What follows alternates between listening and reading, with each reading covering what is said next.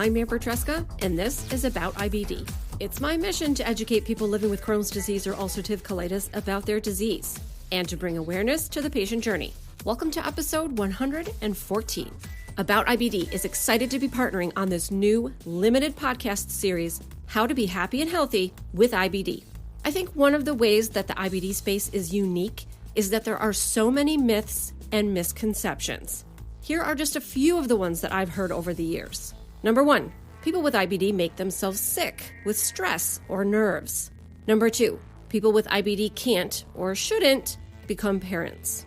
Number 3, IBD is the same as irritable bowel syndrome or IBS.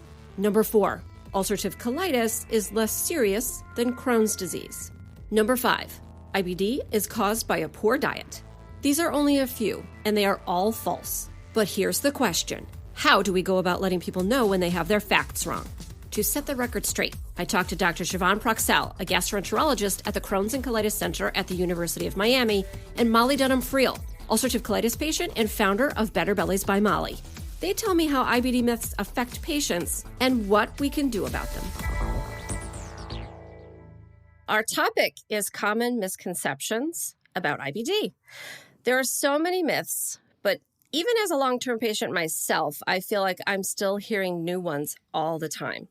For that reason, I've asked 2 guests to come and share their knowledge and experience. With me is Dr. Siobhan Proksell, Assistant Professor of Clinical Medicine at the University of Miami Miller School of Medicine. Dr. Proksell, thank you for coming on About IBD. Would you take a minute to introduce yourself? Absolutely. I'm happy to be here. So as Amber said, my name is Siobhan Proksell. I am a gastroenterologist at the University of Miami, and I specialize in inflammatory bowel disease. I did all of my training up in Pittsburgh, but I'm originally from the South Florida area. So I moved back last year, and now I'm working with a great group at the Crohn's and Colitis Center at the University of Miami. Thank you so very much. Also, I have with me Molly Dunham-Friel, ulcerative colitis patient and the founder of Bellies by Molly. Molly, we've worked a little bit together in the past, but I'm excited to get to know you better today. So thank you so much for coming on. Would you introduce yourself for just a minute? Sure. Thanks, Amber. So like Amber said, my name is Molly Dunham-Friel. I'm an ulcerative colitis patient, and I've had IBD since 2012. I also live with IBS. I'm now a patient advisor and, like Amber already said, the founder of Bellies by Molly, which is really my platform to improve lives for patients who live with IBD and IBS. I'm so excited to be here today. Thank you so much. I'm really looking forward to your perspective. I told you before that you were the patient for this topic, so I can't wait to hear what you have to say. So I'm going to start with you, Dr. Proksell. We know that there's a lot of misconceptions about IBD amongst the general public. So what are some of the ones that you've heard in your practice? I think when patients come and see me, the 2 biggest misconceptions that I hear are 1, they did something to themselves to cause it, and it's their fault. They're always asking, what did I do? What could I have done differently? And then the second is a little bit more sex specific, but along the lines of many women feel that because they now carry this diagnosis, they are unable to get pregnant or cannot have a safe or healthy pregnancy because of it. They think those are 2 very, very big misconceptions that I hear weekly, I would say, in my practice when I'm seeing new patients. Wow, that's, it's always a little bit surprising to me because for myself, I don't think I've ever spent a minute thinking that I did something to give myself IBD. Maybe I'm alone in that. And as the co-founder of IBD Moms, this is something that we work at every day, is to help people understand that they can get pregnant, they can have a healthy pregnancy, they can have a healthy baby, even though that they're living with IBD. So thank you so much for your work in that area because it's really, really important. Molly, most IBD patients have had to field a lot of IBD myths from friends and family, sometimes coworkers. What are some of the ones that you've heard? Sure. I actually was getting my hair done the other day, and I told the hairstylist that I had IBD, and she said, "Oh, so you can't poop?" And I said, actually, no, that's not. I was like, yes, for some people that is the case, but for me, true. not really the case. It's more the opposite for me. But that was one. You can't poop. You poop all the time. You can't stop pooping. That a lot of people interchange IBD and IBS and start using them interchangeably. And so that's another one that's really huge. And that, you look fine, like the disbelief that you have a disease, like that you have IBD or that it is severe. I would say those are the most common. Mm-hmm. That's so funny. How did that come up at a hair appointment? I'm wondering. So I think that was because I was explaining that I founded Better Bellies by Molly, and that's what I've been working on. And that, I support patients with IBD. And so it kind of just got the conversation rolling, and occasionally it will come up when I'll say, oh, I have IBD, so it's applicable in this way. But I think I was just self-promoting. Well, I was going to say my stylist knows, of course, about what I do for a living, and she knows that I have a podcast because as the host of a podcast, I am obligated to tell every single person that I meet that I have a podcast. That's one of the things that you're supposed to do. Self-promotion, can't get away from it.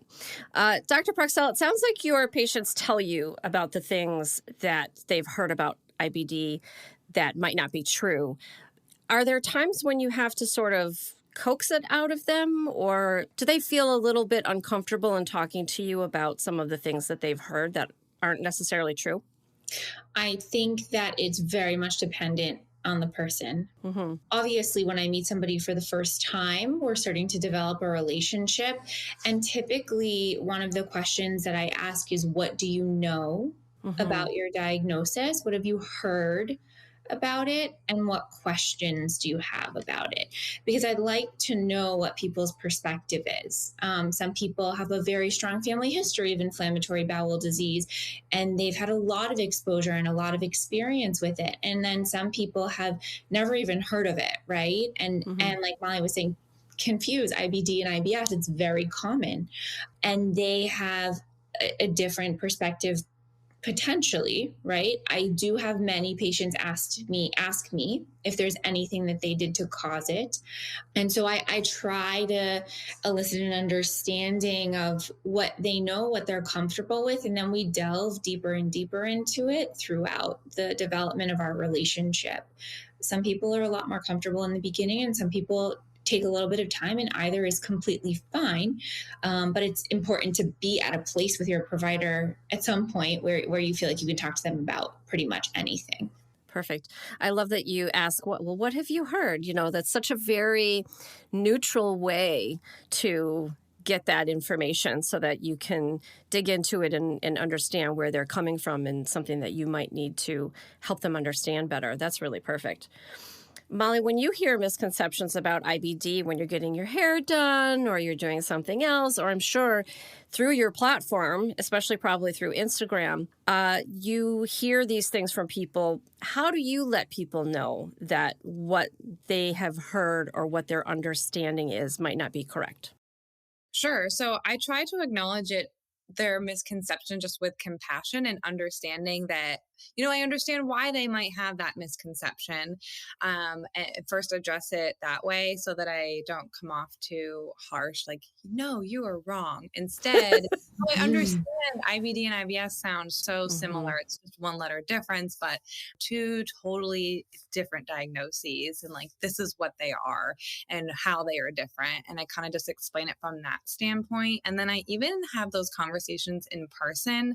I had one recently the other day when I was working out, and I explained, someone the trainer started following Better Bellies by Molly on Instagram, and he was complimenting everything I did, but he was interchangeably using IBD and IBS as the same thing and referring to his friend who had Crohn's. And I really couldn't let that go. So I had to say, they sound so similar, but they're very, very different, and helping him understand that Crohn's and colitis, like his friend with Crohn's, has IBD, and that is very different than IBS. And so just kind of trying to be personable and compassionate and address why people have these misconceptions. Just like another misconception is that you can cure your IBD, and that I would say comes across on Instagram a lot. And so understanding, oh, I'm so excited that you're in remission. I'm so excited that, you don't have any detectable disease. That's so great. But, unfortunately, there still isn't a cure, and sort of coming at it from a compassionate standpoint. Yeah, I think you're really good at that. It's for myself, I think it's a little bit more challenging. Like I've had someone say to me, "Oh, I don't have IBD. I have Crohn's disease," and I was like, I really wanted to help. Like I really wanted to help. I just didn't know how without sounding like that. Well, actually, person. Yeah, so exactly. Sometimes I come off that way too. I think it's hard, especially when you're answering the same question or addressing the same misconception day after day. It can be hard, especially when patients who have IBD, don't even believe that they have it anymore, and you can't change their mind. So it can be tough, and sometimes you just have to walk away.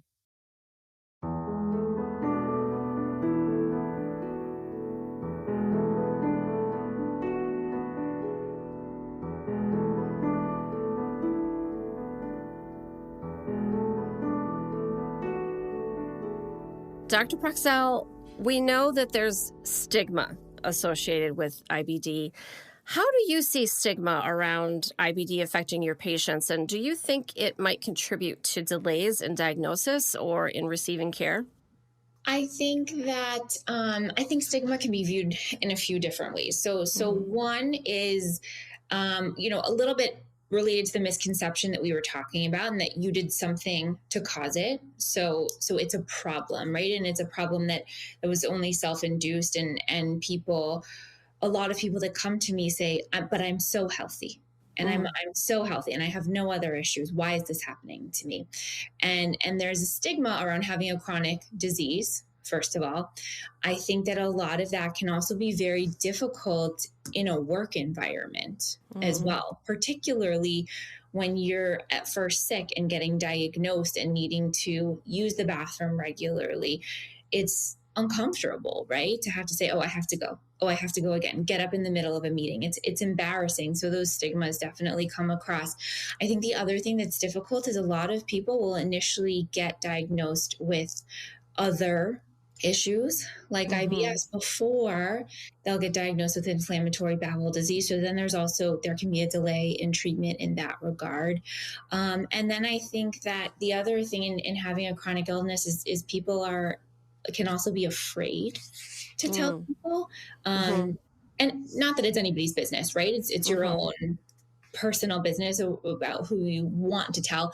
But many, many of our patients are diagnosed at a very young age. And as they grow and they develop relationships, whether it be with friends or partners, those are things that can ultimately be hard and difficult to disclose. And I think all of those really play a role in seeking care as well. Molly, has there been any times, I know the answer to this is yes, but have there been any times when you've experienced some stigma, and what did you do? How did you handle it? Sure. Yeah, I would say it's hard not to live with IBD for 10 years and feel stigmatized in some at points in the journey. I feel like I've experienced stigma from everything from a friend to a coworker to healthcare providers, even gastroenterologists, actually. And when it came from like some of the gastroenterologists that I had early on, they would just dismiss me. And I think it's really hard sometimes to feel heard and to not just feel like you're complaining or like you're a hypochondriac of some sorts, because you can't really see your disease, or even though they, of course, had it on my colonoscopy, right? So I feel like I felt stigmatized maybe as just like a young female early on in the diagnosis, especially, when I was previously seeing a male provider. And then I've also like the looks that you get when you tell someone that you have IBD and IBS, but really when you say I have inflammatory bowel disease, it's the body language that someone sometimes portrays to you that I can't really explain it. There's no word to describe it. I would just describe it as you can tell you're making them uncomfortable, and you can tell they're slightly disgusted. And I feel like it's especially hard to live with when I was younger. Now I care, but when I was 23, I cared a lot. Yeah. Yeah. Because, most people get diagnosed between the ages of 15 and 30, right? And those are such formative years. I mean, to get this diagnosis and then go to college, it's so hard. Yeah. And especially being young and dealing with the generalization that young people are healthy, young people don't understand what the older people were going through or having to use the healthcare system. I was like I could just remember fighting the tears at the workplace because everyone just dismissed me. They didn't know what was going on with me. I wasn't ready to talk about it at the time because I was just getting diagnosed. But the misconceptions, they just fly rampant everywhere. And sometimes you can address them by speaking up for yourself. And I do that now, but sometimes it's easier to just walk away and not engage in the conversation. So I think, if you're a patient, just listen to your gut and, just follow your intuition in the moment. I just didn't tell people.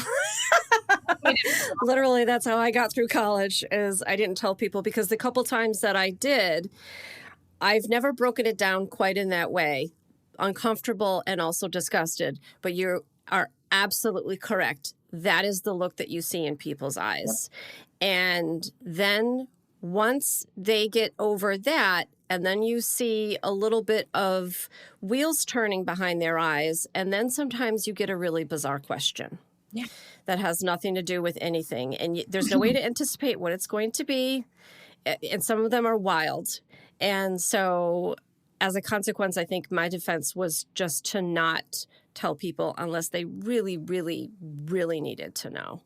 I think a lot of my patients will even do that because I'll offer to write a note for work or to fill out, paperwork. And they're like, no, it's okay. And I was like, I really think you need to have this in place so that you can get those, accommodations that you may need. And most of the time, eventually people will come back and ask for everything to be filled out, or just to make sure that if something happens in the future, then we're not, flying by the seat of our pants, trying to get things taken care of. But it's a really, really tough thing. It's so personal. It is. And I do feel like that's the difference between when I was first diagnosed and I wasn't feeling like an empowered patient. And then now over the years, becoming an empowered patient and feeling like I have a voice at the table. And that's part of why I started Better Bellies by Molly, which is to help other patients feel empowered, to feel like, oh yeah, Dr. Proksell, I really need that letter.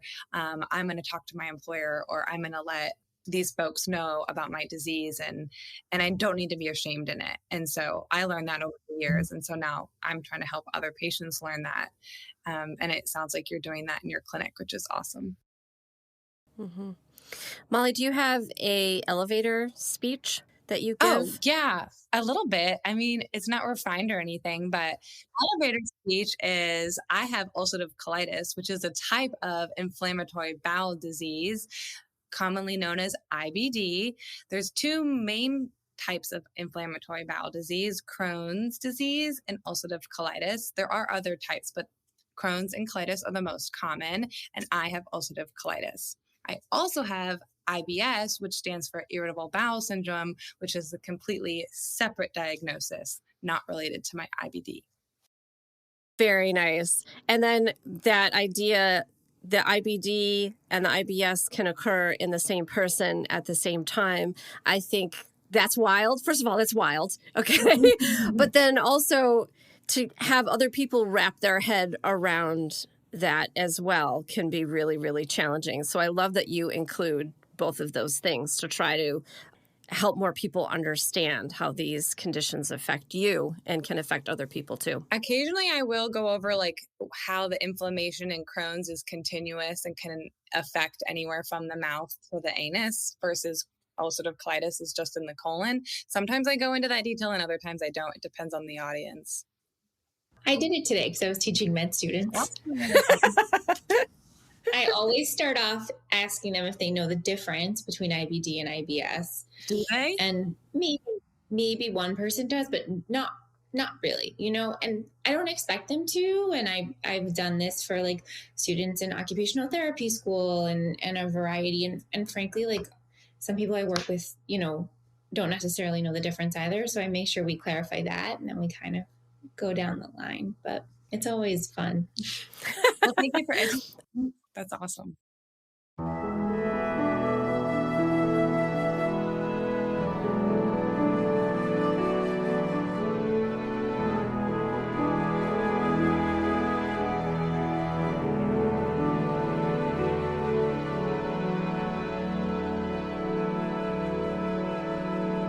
Yeah. And then obviously it's really clear that patients and doctors need to be in this together to do this myth busting. So, Dr. Proksell, you've already explained how you teach other people about the differences, for instance, between IBD and IBS, and then the differences between Crohn's disease and ulcerative colitis. So, what is your advice to other healthcare professionals about how they can recognize these myths and misconceptions and how they can get accurate information to their patients? Yeah, I think that in speaking to patients, and first of all, you need to listen to them, and you need to understand where they're coming from, and you need to understand where they got that information.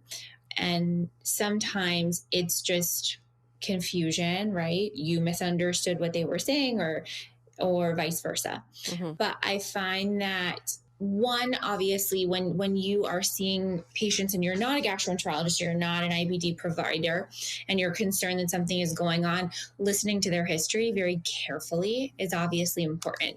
The other thing I'll say is that IBS is a diagnosis of exclusion as well. So if somebody walks into your office and has had no workup whatsoever, you really need to start to delve deeper into why things are happening, because I think there's many, many things that can possibly occur. In terms of misconceptions, whenever my patients tell me something that I find to be a common misconception or just a misconception in general, I ask them where they got the information from. And then a lot of them will smile and they'll be like, Facebook or something like that. And I was like, well, how reliable do you think it is? And they're like, again, anyone can post whatever they want. And so then we always circle back to things like the Crohn's and Colitis Foundation, or, resources that are more reliable, IBD. And then some of the conferences too, they're really starting to involve patients a lot as well. Mm-hmm. So all of those things we kind of circle back to, but we do, we kind of delve into it. We think, okay, who put up this information? Why might they have put up this information? Do they potentially have a secondary gain from posting this? Like, are they selling something, Mm-hmm. So we kind of look at it from that perspective.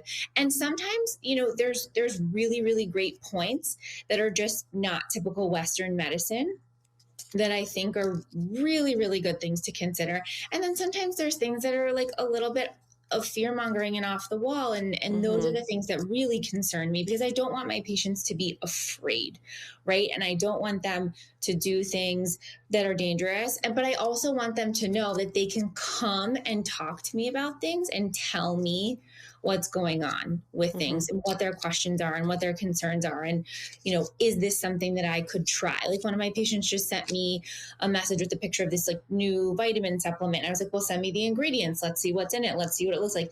It's just a multivitamin that someone was trying to market to IBD people, So I think the important thing is, making sure that your patients are comfortable talking to you about these things, and then gauging, what is potentially dangerous, and then what is not dangerous and might not have great data for being effective, but could potentially help. Like we do a lot of dietary research at UM, obviously, and so if you ask somebody like a decade ago or 20 years ago, they say, oh, diet has nothing to do with this, but for a lot of people it plays a big role.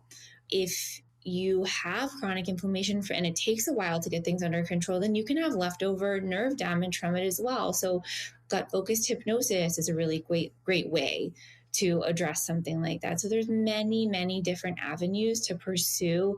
And I think the thing that upsets me the most is when someone tells me, oh, I brought this up to my other doctor, and they basically wouldn't acknowledge it or told me something was all in my head. And I'm like, well, the gut and the brain are very well connected, but I think just exploring everything is really important. Yeah, I think one of the things that often gets lost in the harms, you could say, well, there's no harm in trying it. But sometimes these things that people want to try cost money. And to me, that's a harm. That can be a harm, that it's something that you invest your time and money in, and then it just doesn't work for you. So that's something that I tell patients sometimes, that it's like, okay, but think about it from all of these angles, not just evidence. It might work or it might not work, but also your cost, the time that you're going to spend doing it, things like that. Those are huge factors as well. Molly, do you have any tips for people with IBD or IBS as they navigate these conversations when they're faced with myths or with stigma? You already said that you like to approach it with compassion, which I love. Are there any other things that you do? Sure. So yeah, in addition to leading with compassion, I also try to inform and educate. And then I also try to acknowledge the parts that the person got right. So if they got part of what they're talking about accurate, I try to address that, even if that's just to kind of cushion the blow of before you explain to them what they didn't get right. Just taking that approach, but then also using your patient voice and being, a leader and feeling like empowered enough to educate other people, with that compassionate sense. You don't need to come off as if you know everything. Nobody knows everything, but just speaking from the heart and speaking from your lived experience, because nobody can take away or discredit like your lived experience. And that can't be taken away or discounted. And so use that knowledge to help others and to help, address these misconceptions and to reduce stigma by speaking up for yourself when you do feel comfortable. It can be very empowering, actually, to stand up for yourself. I agree. Dr. Proksell, you mentioned the International Organization for the Study of Inflammatory Bowel Disease, which is the IOIBD, and the Crohn's and Colitis Foundation. Are there any other resources that you'd like to share with patients to help them understand IBD, and then what could be a myth and then what could be true? I think those two are probably my most referred ones. I also refer to the IBD Parenthood Project quite a bit as well. I really, really like that resource because, again, we're diagnosing patients who are very young, many of whom at some point in their lives are interested in having children. So I find that that's a very, very good resource, because once you start to Google IBD and having kids, you go down a deep, dark, scary black hole. And so I want to make sure that all of those are good resources. I also like the fact that Crohn's and Colitis has a lot of support groups, essentially, wherever you are. So one of our dietitians on the support group down here, and I find those to be helpful.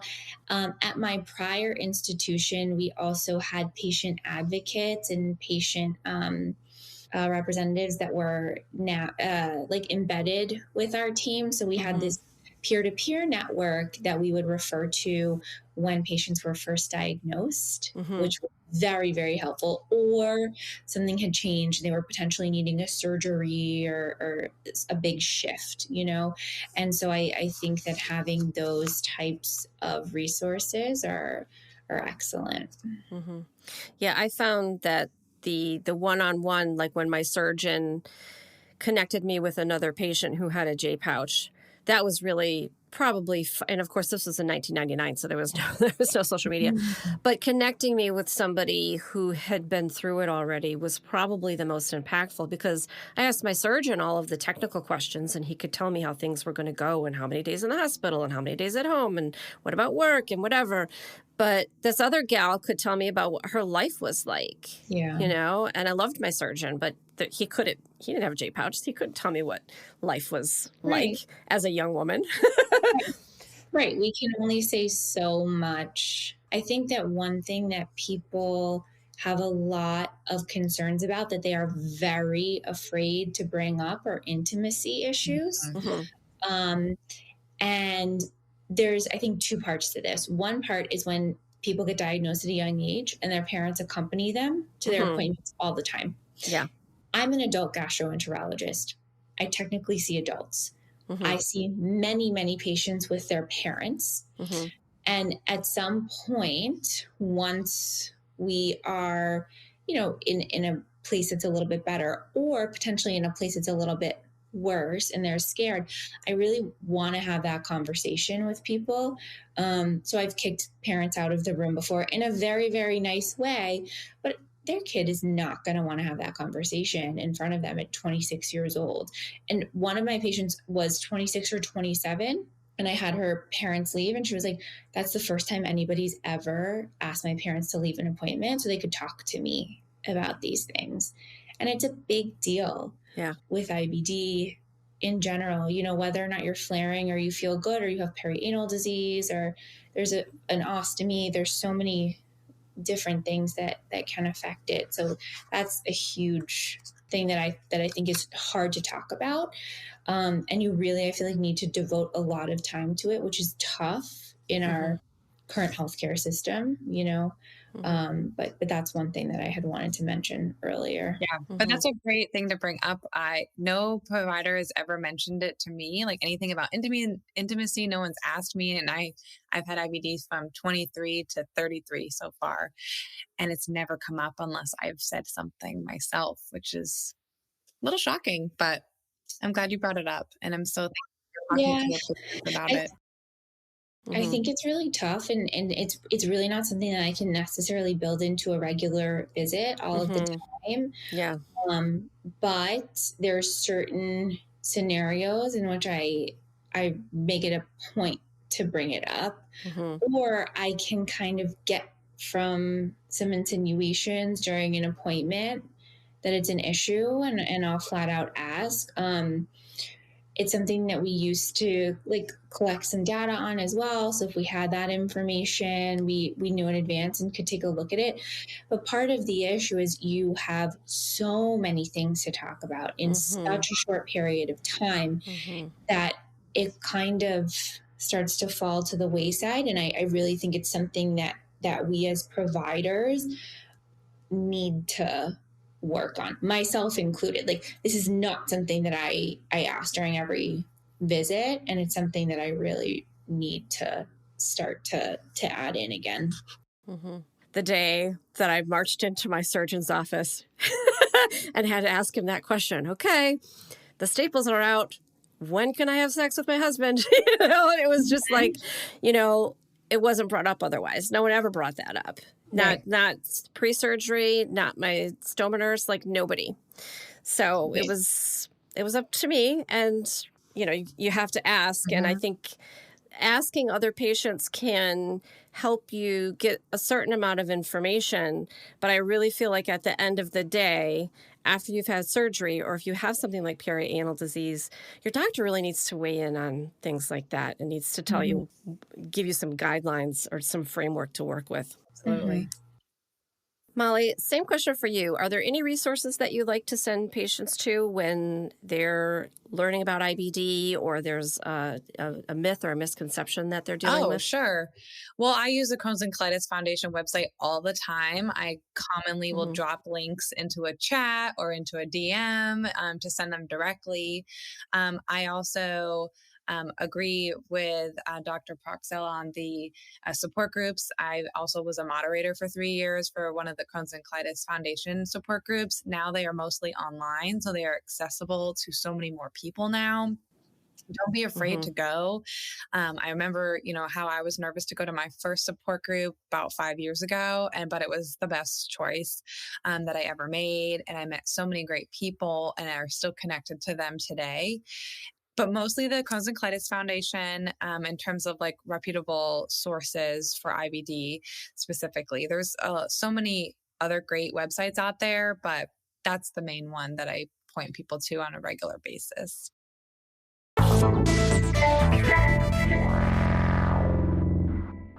Dr. Proksell, I'm wondering, is there anything coming up for you fun now that hopefully we're in a better place and people can travel more and do more things? What are you looking forward to this spring?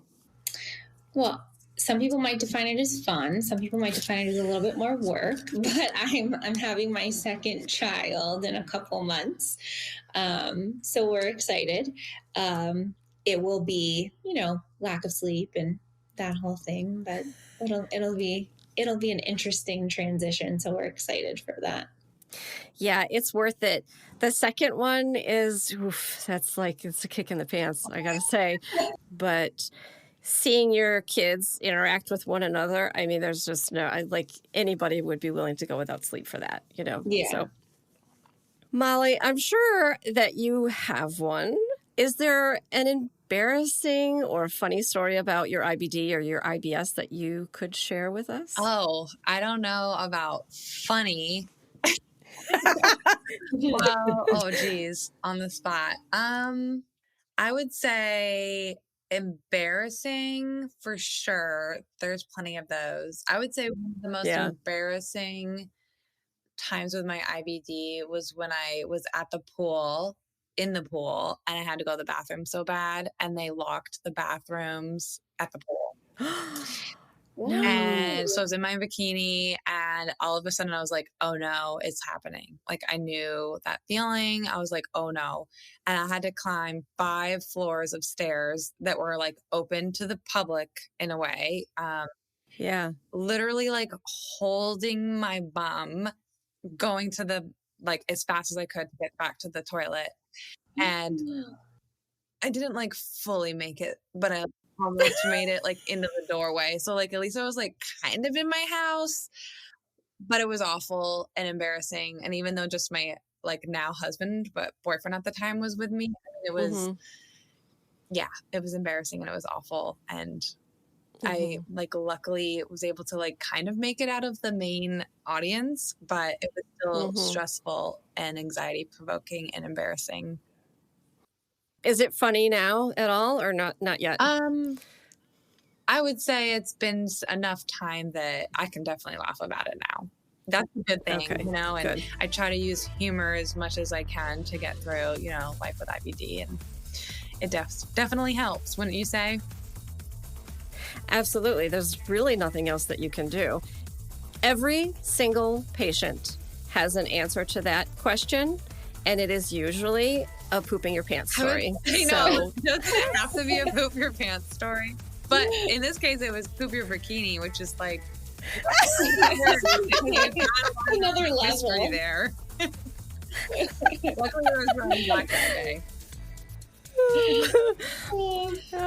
Thank you so much, Molly, Dr. Proksell. I really appreciate your time and your perspective on talking about myths and misconceptions around IBD and how we can educate people and help them become more empowered patients and learn more about these diseases. Thank you both so much for coming on About IBD.